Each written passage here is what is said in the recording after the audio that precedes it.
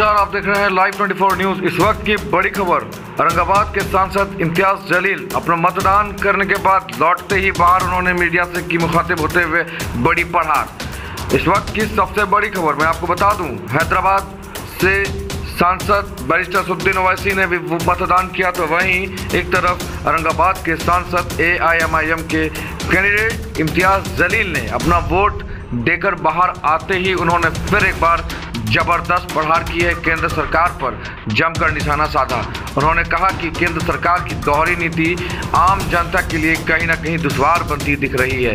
वहीं इम्तियाज जलील ने मीडिया को संबोधित करते हुए उन्होंने कई बड़े आरोप लगाए हैं। हालांकि अब चौथे चरण की मतदान जारी है, ऐसे में भाजपा सत्ता से बेदखल होती दिख रही है। ये सबसे बड़ी तस्वीरें जो है इस वक्त की निकल के सामने आ रही है। औरंगाबाद सीट पर फिर से बन सकते हैं इम्तियाज जलील सांसद। आइए मीडिया से क्या कुछ बातें थे। उनको भी अपने साथ लेकर आ गए, लेके ही नहीं आए हैं, उनको मंत्रियां भी बना दिए हैं। तो ऐसे हालात के अंदर ये स्वाभाविक था कि जिन्होंने ये नारा दिया था कि अब की बार 400 पार, तो उन्हें ये यकीन हुआ कि भैया जनता तो मुझसे कह रही है कि काम बताओ करके। तो जब काम दिखाने के लिए कुछ नहीं था तो फिर आ गए कि मंगलसूत्र खींचा जाएगा, घुसपैठियों को दिया जाएगा करके। तो ऐसे मुद्दे जो आम जनता से ताल्लुक़ नहीं रखते हैं। मेरी कॉन्स्टिट्यूएंसी के लोग कहते हैं कि मुझे पानी दीजिएगा करके, और मैं जब उन्हें कह रहा हूँ कि साहब इन्हें पानी दीजिए तो वो कहते हैं कि नहीं, मंगलसूत्र चोरा जाएगा और घुसपैठियों को दिया जाएगा करके।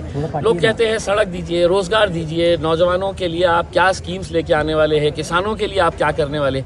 इन मुद्दों के ऊपर चुनाव होना चाहिए। आपके सामने कैंडिडेट कौन, आपके सामने मुख्य कैंडिडेट कौन आपको लगता है कि जिस तरह से संदीपन बुमरे कैबिनेट मंत्री है, उन्हें मैदान में उतारा गया है, वो आपके सामने मुख्य प्रतिद्वंदी है या फिर सीनियर लीडर है, 4 बार चुनाव जीत? देखिए, चंद्रकांत खैरे साहब ट्राइड एंड टेस्टेड है।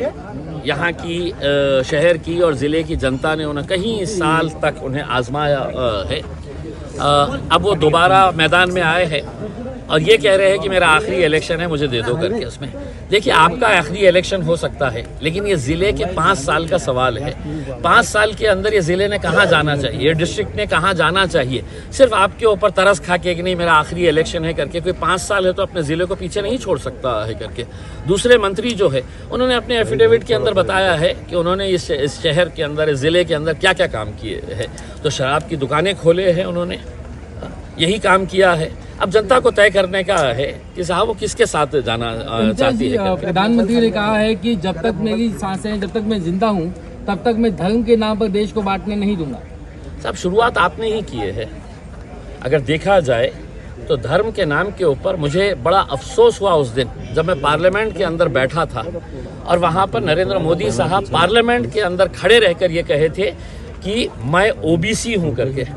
तो मैं उन्हें खड़े रहकर ये बोलना चाह रहा था कि नहीं साहब, इस सदन के अंदर किसी की कोई जात नहीं होती है, न मेरी जात है न आपकी कोई जात है। आप OBC बाहर है, मैं मुसलमान बाहर हूँ, कोई दलित बाहर है। उसमें हम जब पार्लियामेंट के उस लोकशाही के मंदिर के अंदर बैठते हैं तो हमारी कोई जात नहीं होती है। पहला प्रधानमंत्री है 75 सालों के अंदर जिसने on the floor of the house ये कहा कि मैं OBC हूं करके उसमें। लेकिन वो अपने आप को कामदार कहते हैं, कांग्रेस को नामदार।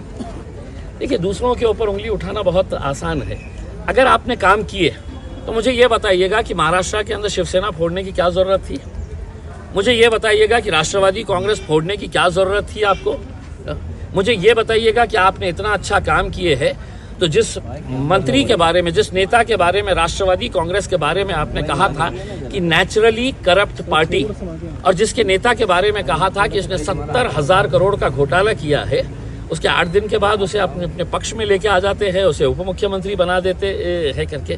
तो देखिए, आप जनता को इतना बेवकूफ मत समझिएगा उसमें। चुनाव में औरंगजेब फिर से जिंदा हो गया, इसका फायदा किसको पहुंचेगा?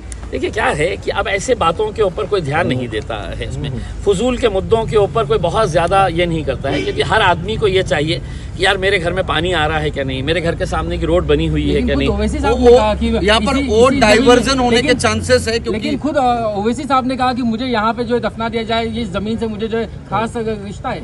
तो उन्होंने क्या गलत किया है? आप मरने के बाद कहाँ वो होना चाहिए, आपका अंतिम संस्कार कहाँ होना चाहिए, आप तय करेंगे ना। उन्होंने क्या बोले हैं? उन्होंने क्या बोले हैं कि यार इस ज़मीन से मुझे मोहब्बत है, इस ज़मीन से मुझे मोहब्बत है, तो अगर मैं मर जाऊं, मरना सबको है, आपको भी मरना है उसके अंदर, तो आप भी है तो अपना विल दे दीजिएगा कि मुझे अंतिम संस्कार इस शमशान भूमि में करवाना। उन्होंने कहा, उन्होंने ऐसा कुछ नहीं कहा। 15 मिनट वर्सेस 15 सेकंड, ये जो एक नई राजनीति शुरू देखिए, हुई है। बकवास सवालों का बकवास जवाब मैं देने के लिए तैयार नहीं हूँ। ये मुद्दा विकास के मुद्दों के ऊपर है और जो लोगों के पास काम की बात नहीं है वो बकवास करते रहते हैं। यहाँ पे भी मोहतरमा आई थी और उन्होंने बकवास बातें करके चली गई। आपको लगता है कि देश में इस बार बदलाव होगा? देखिए, लोकशाही को अगर मजबूत रखना है तो सरकारें बदलती रहनी चाहिए। इसमें लोकशाही का सबसे बड़ी ताकत जो है कि आपके पास एक स्ट्रांग ऑपोजिशन होना चाहिए। अगर एक ही सरकार बार बार आती रही तो वो जनता को टेकन फॉर ग्रांटेड ले लेती है उसमें। तो सरकारें जब बदलती है तो बदली हुई सरकार, विपक्ष जो रहता है वो चुस्त रहता है कि अगले टाइम मुझे भी उठा के फेंक डालेंगे करके, तो वो जनता के हित में काम करती है। ठीक, थैंक यू सर। सर, मुझे इलेक्शन कैंपेन में बहुत मज़ा आया, क्योंकि जब मैं कोई भी गांव जा रहा था, जब मैं कोई भी इलाके में जा रहा था, तो लोगों के अंदर एक खुशी थी कि जलील साहब के लिए कोई कैंपेन करने आया है। क्योंकि पिछले 5 साल में जलील साहब लोगों के बीच में रहे, उन्होंने काम किया, लोगों के साथ मिलकर काम किया। तो जब हमारा ऑन ग्राउंड काम इतना अच्छा था तो हमको ज़्यादा मेहनत नहीं करनी पड़ी, हमको बस लोगों को जाकर